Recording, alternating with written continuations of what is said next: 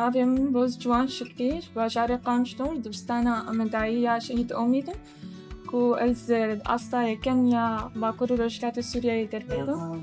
Bi rastî ji ser ezmûna zanîngehê, ezmûnek pêwîstiya wê gelekî heye ji ber her xwendekarek digihêje asta ku ew musteheqî wê ye.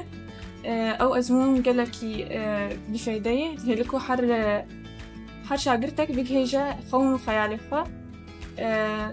Îro jî hatin ji bo tomarkirina xwestekên xwe, di xwesteka xwe ya destpêkê de me beşa bijîşkî danî û hêviya min ji her xwendekarê heye ku xwe pêş bixe û xewnê xwe pêk bîne, biriya xwendinê, biriya serkeftinê li derbas bike.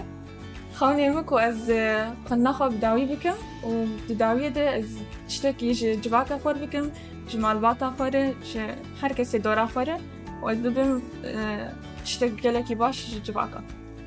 Ez Awaz İbrahim ji bajarê Amûdê im, xwendekara duyem a ser Bakurê Rojhilatê Sûriyeyê. Pêya min û şeş sedî bû teviya ezmûna zanîngehê.